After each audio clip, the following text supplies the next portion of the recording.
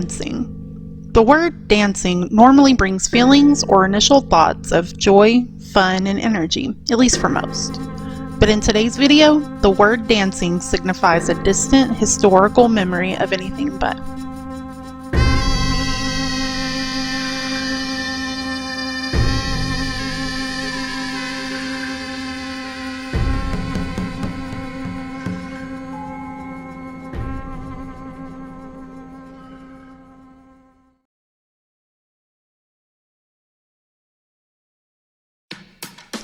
History has never been devoid of mysterious events, and the internet is no stranger to the unusual and unknown.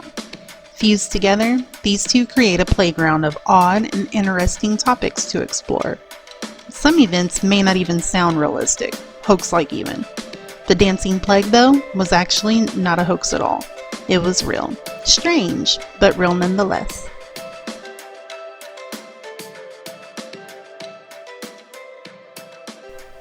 Let's take a look back at early Strasbourg, France.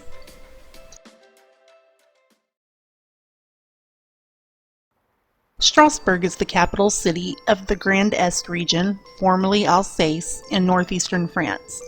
According to Britannica.com, the city was originally a Celtic village, and under the Romans it became a garrison town called Argentoratum. It was captured in the 5th century by the Franks, who called it Strautenbergen, from which the present name is derived. In 842, Charles II, king of the West Franks, and Louis II, king of the East Franks, took an oath of alliance, the Serment de Strasbourg, a text of which is the oldest written document in Old French. After a struggle for power between its citizens and the bishops in the Middle Ages, Strasbourg became a free city within the Holy Roman Empire.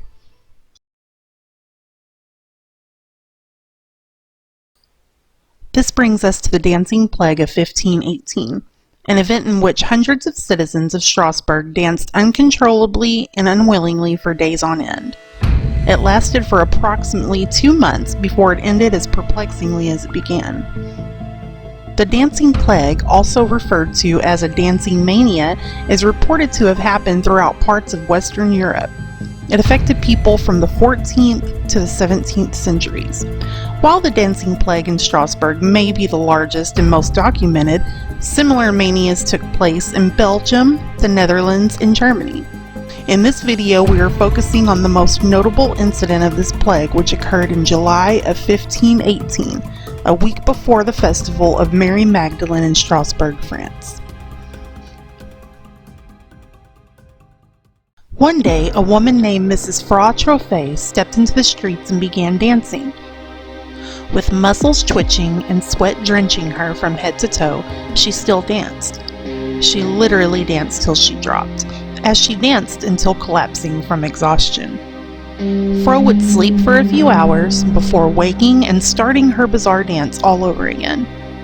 On the 3rd day of her dance, her shoes were soaked from the blood of her soles. She was beyond exhausted, but her own body would refuse to let her rest. Onlookers watched for days until finally Fra was taken to a shrine to be healed of her ailment, but it was too late. Others were starting to dance in the streets in the same erratic rhythm as Fra. 30 dancers quickly became 400 people who danced until their feet were raw or they inevitably died.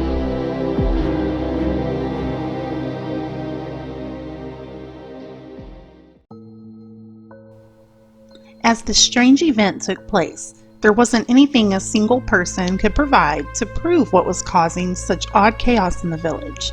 Add the fact that at the time, superstition was immensely prevalent, and you've got yourself a town full of speculation, curiosity, and of course, theories.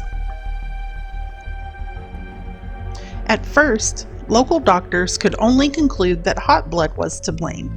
Instead of removing this hot blood through bloodletting, though, a common practice back then, doctors decided that the only prescription for this fever was more dancing.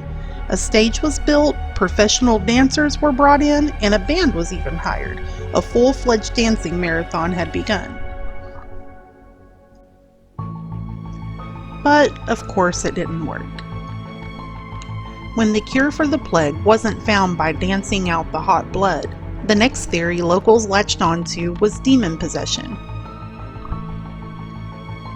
Oddly enough, the plague's mysterious end didn't happen until 2 months after it began, when those infected were finally pulled from the streets, loaded into wagons, and taken to a mountaintop shrine to pray the dancing away.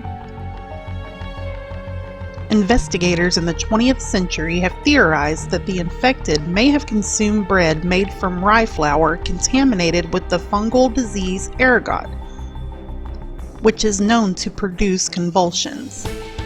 Ergotamine is the main psychoactive product of ergot fungi, which is structurally related to the drug LSD-25 and is the substance from which LSD-25 was originally synthesized. The same fungus has also been connected to other major historical oddities, including the Salem witch trials. However, in an article in the scientific journal The Lancet, John Waller argues that this theory does not seem to be tangible, since it is unlikely that those poisoned by ergot could have danced for days at a time, nor would so many people have reacted to its psychotropic chemicals in the same way. The ergotism theory also fails to explain why virtually every outbreak occurred somewhere along the Rhine and Moselle rivers, areas linked by water but with quite different climates and crops. Waller suggests that the dancing was stress-induced psychosis on a mass level, since the region where the people danced was riddled with starvation and disease, and the inhabitants tended to be superstitious. In conclusion, we don't know exactly what happened to cause the dancing plague. We don't even know what happened to cause it to end. But in my opinion, it'll go down as one of the most intriguing mysteries ever.